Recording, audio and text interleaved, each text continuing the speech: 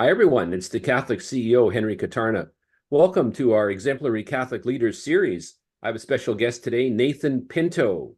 And Nathan is an interesting guy. I've come to know him a little bit. He's the co-founder, actually, of Credit Mountain, which we'll talk about. He's also doing a Catholic startup studio with his wife. That's interesting because I love the startup world. And he also runs a chain of butcher shops called Farm to Cook. And so we're going to talk to Nathan about this. Nathan, how are you today? Welcome. Doing great. Good afternoon. Nice to see you and nice to have you with us.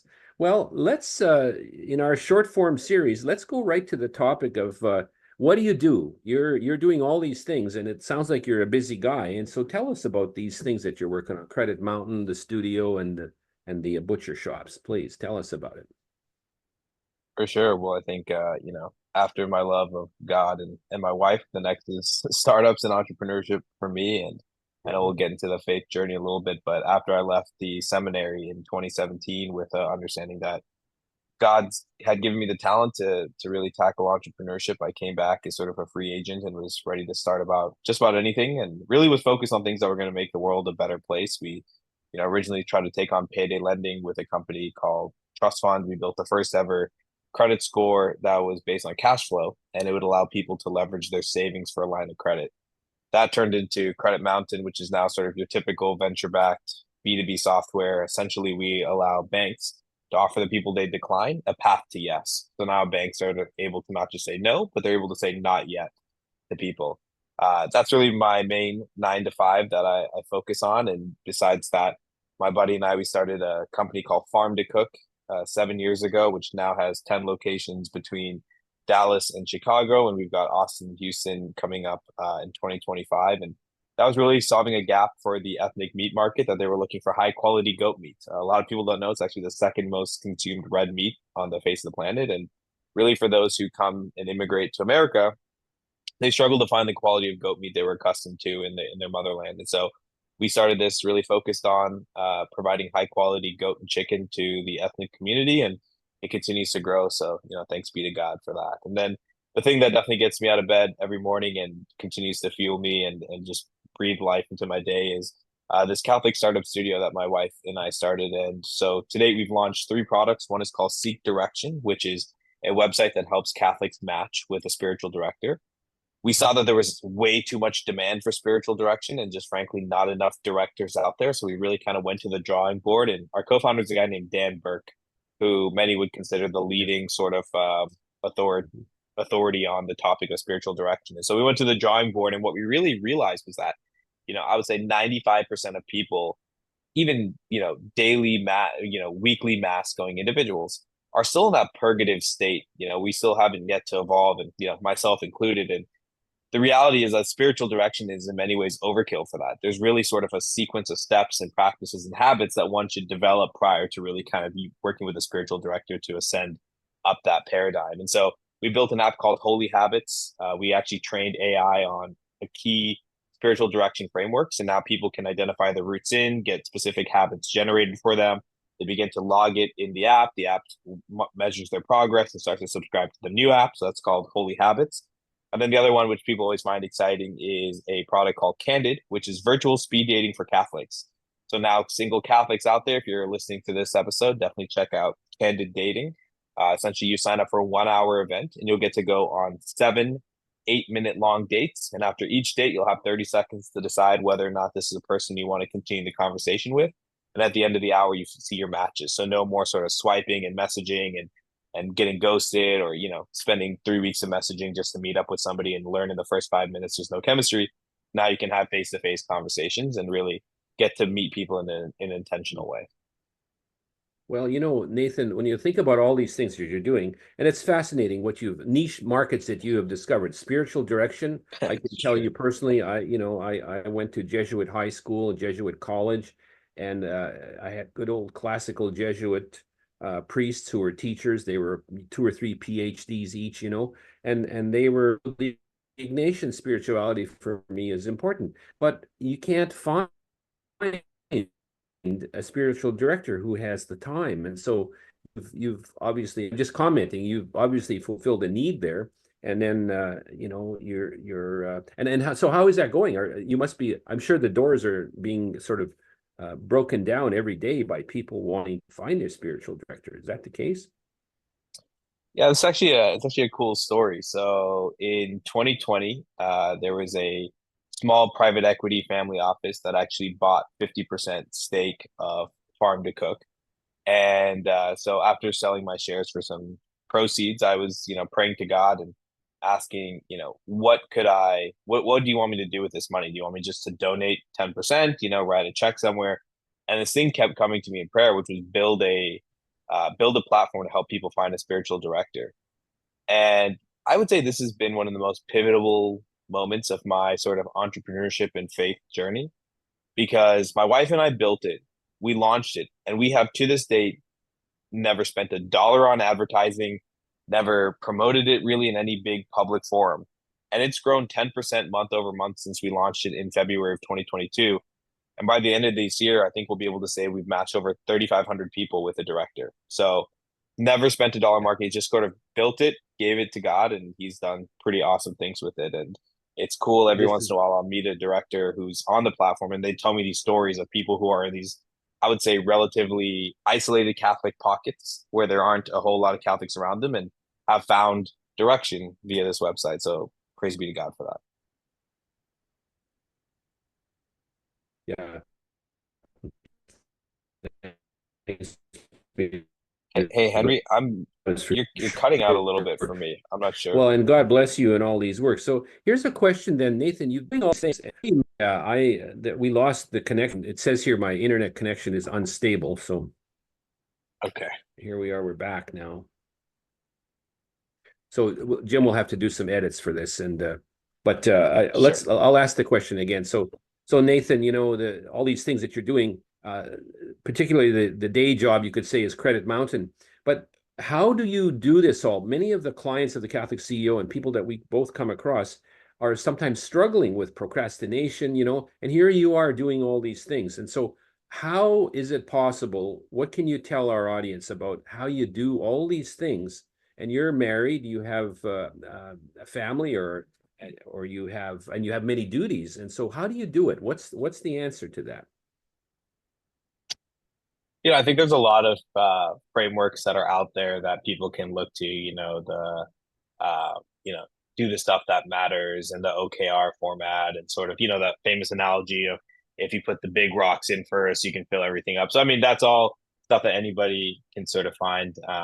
I definitely subscribe to that. Every day I create a to-do list and I put my MIT most important things and I knock those out first, and then the rest, you can fill throughout the day. Easier said than done. Often it is pretty remarkable how your brain wants to go do the easiest thing. That's right. Like usually those MITs are the hardest ones. But fundamentally, I think it all just boils down to delegation. I think that's the key to it is to find people you trust, find people that you enjoy working with, and when you do that, like it never really feels like work. It feels like you're just talking to a friend, and you might be troubleshooting these problems. The CEOs of my two Catholic startup studio companies, they're friends, they're people that I would want to hang out with, you know, off the clock. And so whenever they call and they want to chat with me, it doesn't feel like work. It just feels like I'm talking to a friend and we're, you know, instead of going to an escape room, we're playing a daily escape room ourselves, Yeah, trying to solve exactly. these problems and put Yeah. these puzzles together. Yeah. Well, and so, if we both were to look to use the business buzzwords, you've got a team that you can trust, you've got a bonded kind of team, and you have a priority scheduling system. So you know what you're going to do, and you tackle the big items first. So this is a good model for people to follow. When you look at the world out there, you're running a business, you're a Catholic guy, and you're working with in the world. You're not of it, but you're in the world with all these businesses. What are you seeing for the Catholic faith? What would you say is out there? What kind of pressure are we facing in the worlds that you work in?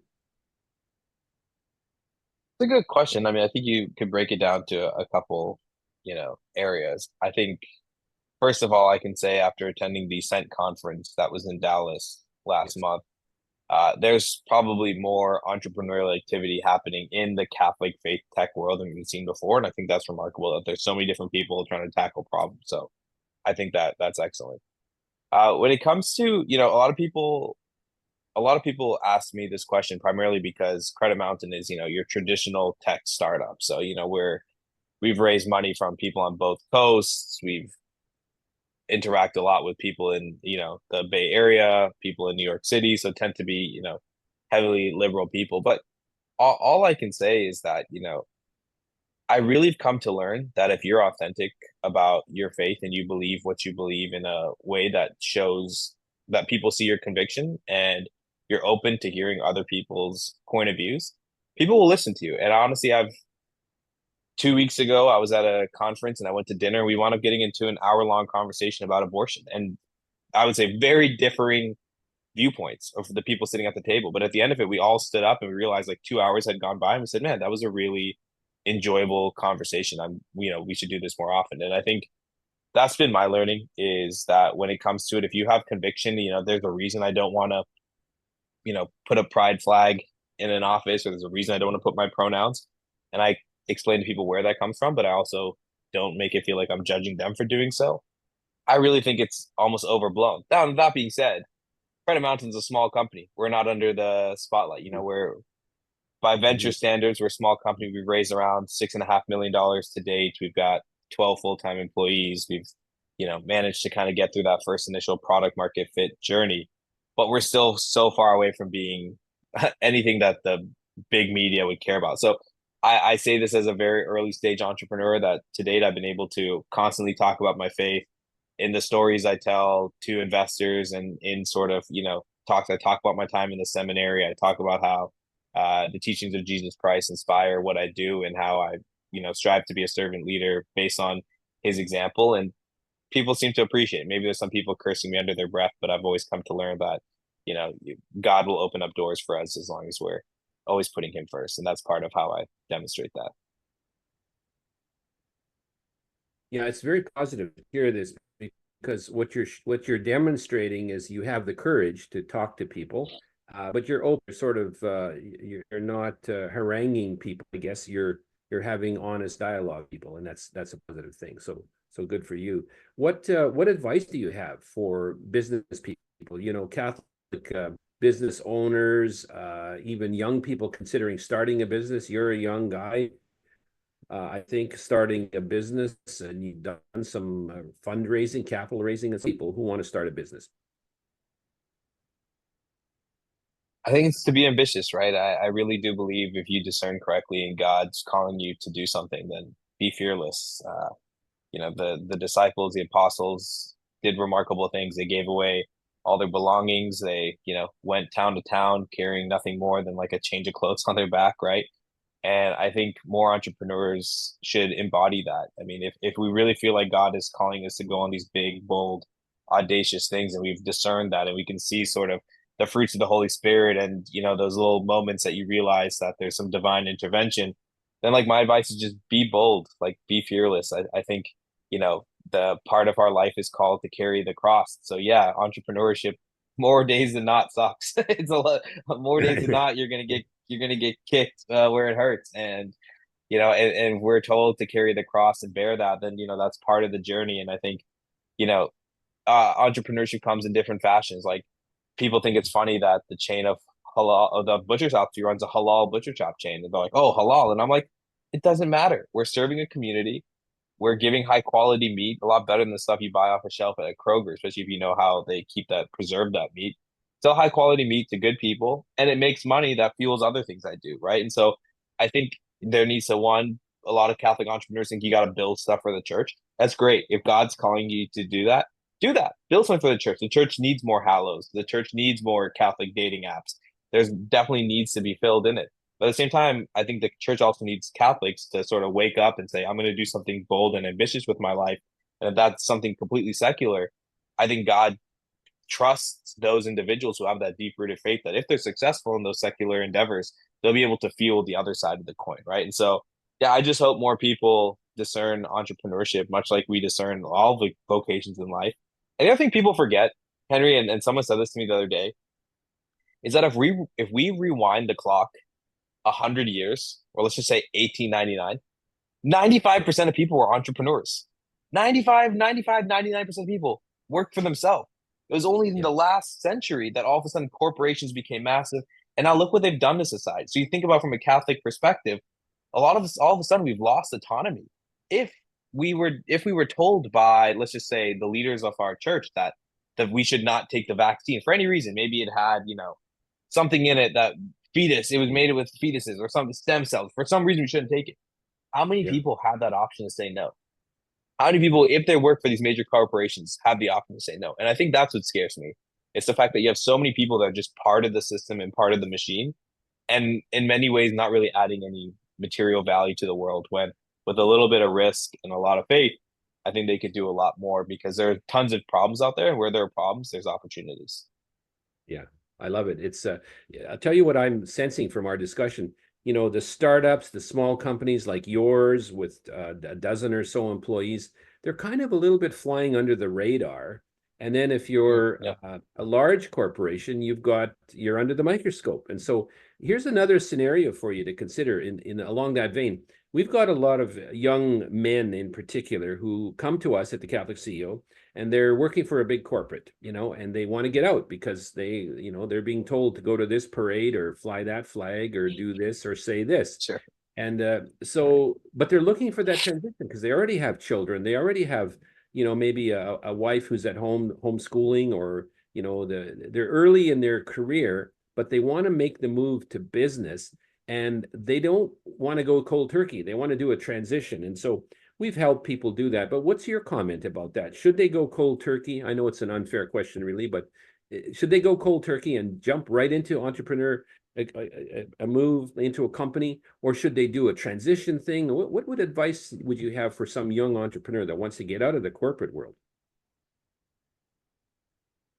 I often say that, the founder path, the creating 0 to 1, creating something out of thin air, reinventing something is not the best way to get rich. Like, yes, it does lead to those outsized returns, but it's definitely not the best risk to reward ratio. I think a lot of people don't understand that most venture-backed startups or startups that are fast growing pay nearly the same market rates. So yes, you might lose some benefits, you might lose the 401k match, but if it's a mission that you believe in, if it's something that you think is addressing a real problem in society, for which the list is endless, right? Everything from loneliness to hookup culture to education to healthcare. I mean, there's so many problems that we face in the society. It's like if you believe in one of those missions and you can actually go be employee 10, 15, even 100 on a mission that could, like they say, if it's a rocket ship, don't ask what, just take a seat on the rocket ship, right? So I think that's a misconception that people don't understand, is that most venture backed companies pay dollar per dollar what you would get at a big company. And also, if the company takes off and you are an early employee, you'll be rewarded for that. Your equity will be rewarded for that. And the beauty is, unlike a founder, we have to go down with the ship. So there's been multiple times in my journey where it's like, man, I don't really think this thing's going to go the distance, but I got to be on it till its last day. Versus you're an employee, be there for 2 years. And if 1 out of 5 startup is successful, 1 out of 5 that meet a certain parameter, if you work for 10 years and just jump every 2 years, you're actually technically almost guaranteed a hit if you know how to assess the right startups, make sure it checks all the boxes for that sort of 1 out of 5 framework. You're technically in 10 years, you're going to hit once. And so people forget that. The other thing I think Yeah. we're forgetting is we're going through like one of the most interesting periods of history where the baby boomers are retiring. And so it's one of the largest generational transfers of wealth. But what's happening is a lot of these baby boomers who were very successful in business, their kids don't want to take over their companies. They were successful, their kids went to Ivy League schools or had, came from means, and they're just not interested in maybe, their dad's construction company or something that might be a little less sexy than being a, consultant at Yeah. McKinsey or being a surgeon. And the SBA loans are phenomenal. I mean, the SBA loan is one of the best parts of American economy. And so I think people totally underestimate, oh, I don't have the capital for this. Guess what? 9 out of 10 people I know who started a company didn't have the capital for it either. But they realize that there's these other ways that they can go around it. And all of a sudden, you can be buying a $10 million business with maybe a couple $100,000 that you liquidated from your 401k. Hopefully, you have it saved. But if you don't, a couple $100,000, raise a little more equity, you can be buying a meaningful company that then you can grow and turn into something awesome. This is great. I've often told people electrical, the plumbing truck, electrical truck, a coffee roaster. There's all kinds of small businesses that are not going to transfer from one generation to the other for the very reasons you mentioned. And so they're For sure. available. And what a great way to start and experiment and test yourself and sort of learn the entrepreneurial ropes by doing something like that. Buy an existing business or buy into an existing business and then sell it or use it to catapult yourself into something else. Let's talk about one more topic before we ask you all the things that we should promote for you to our audience. You mentioned a few minutes ago about being bold, making bold moves and bold steps. And I understand that. And I've been preaching that to people too. Some people come back to me though and say, well, how do I do that when I'm not used to being bold? How do I do that without being reckless? What's the difference between bold and reckless? Comments from you, Nathan, on that one. So, I mean, the motto I live by in my life is, smart men learn from their own mistakes, wise men learn from others. And so I think being able to identify something bold and being able to identify whether it's bold or reckless are two separate functions of the like stepwise equation, right? So once you can identify something bold, then I think there's a whole bunch of people out there who would be happy. Entrepreneurship is all about paying it forward. And I'm still in the earlier stage of my career. So a lot of times I'm the recipient of things being paid forward. And then in the off chance that I have a chance to pay forward, I can truly feel that sense of like dutifulness that say, hey, so many people before me have helped me. If I ever meet a younger person or someone earlier on in their career, like I will take time out of my day. I'll do the coffees. I did a breakfast already this week. I've got doing a lunch later this week with someone else who's interested. I think the paying it forward, and I'm one person opinion, but if you find five entrepreneurs that have been through the gauntlet and they give you the same answer, then I think it's a pretty safe bet. Five out of I five love stays it. bold or five out of five stays reckless. Pretty safe to go in one direction or another. And it's winds up Correct. more often than not being pretty polarized. Yeah, got it. Got it. So here's one more last question, which is what's on the horizon for you? What other businesses have you got in mind that you'd love to do just for fun? What are some of the ideas Oh, that you that I would love yeah, to yeah, do. Oh yeah. man, that's a long, long list of things. I mean, I I've been obsessed with this idea for a long time that, you know, for 99% of human history, people lived in villages. And that's how people have lived since the beginning of time. And it's really only post World War II that the suburbs were invented. And at least when the suburbs were invented, people went to church, and that was people's village. And now the next generation didn't go to church, they went to country clubs. And now you can sort of see where their kids are today. They're Mhm. more lost than they've ever been. And so I've been obsessed with this idea of how do we recreate villages at scale. And I think there's everything from I think a desire for like a Catholic, um, I jokingly call it a Catholic compound, but like a Catholic neighborhood that actually has like some tight parameters to how it operates as with an HOA, or even kind of rethinking the modern day country club to make it more of a village feel. Maybe it's like six parishes that have one common sort of meeting space that they all fund into, and it's geographically positioned so its parishioners could access this sort of like parishioner only club. I don't know. I just think there's something there for that. That's one idea that sort of keeps me up at night. That is a great idea. I had an experience at I stopped at Clear Creek Abbey on my way to Houston for about a week's long retreat. And the abbot calls these people villagers. And so a couple of Oh, years ago, I cool. did a meeting. I did a meeting with, we had about 100 of them that came, and they were all talking about economic development and marketing together and working together because they all wanted to congregate and live around the Abbey. That's the thing. And so Mm, there's already an beautiful. automatic Catholic community. So I love your idea, and I'd love to see you do something about that. So that's great. So God let's willing. go to yeah, God willing. That's exactly right. Let's wrap up here in our little short form format. Where do we find you? What are all your websites? What are you promoting? What's important to for our audience to do to support you? Yeah, I mean, you can find me on LinkedIn, Nathan Pinto. I'm pretty active on LinkedIn. Great way to connect and meet with Right, others. right. Uh, Definitely excited about sort of what can happen from the Catholic Startup Studio. So, candid dating for those who are single and still discerning the vocation of marriage, candiddating.net. Holy Habits, you can find in both app stores. And so, yeah, I just want people to check it out, spread the word, and, use these tools and help us know how we can make it better. That's great. Are you going to be franchising some of the butcher shops, or is that in corporate, you could say? So the 10 today are all corporate owned, but we are actually working on a supply chain right now that if we can figure out this sort of supply chain barrier, right now we're the number one buyer of goats in the country, which isn't saying much. It just has to do with the fact of, Yeah, most Americans have never really even eaten goat meat more than maybe a trip to Jamaica or in India or something like yeah, that. yeah. So there's some limited supply chain constraints, but as I mentioned, it's the second most consumed red meat in the world. So if we can figure out those supply chain, which we're actively working on, then yeah, I think franchising makes a lot of sense for us. Interesting. Well, obviously, you're full of ideas. You've got the entrepreneurial spirit. You're doing a number of things.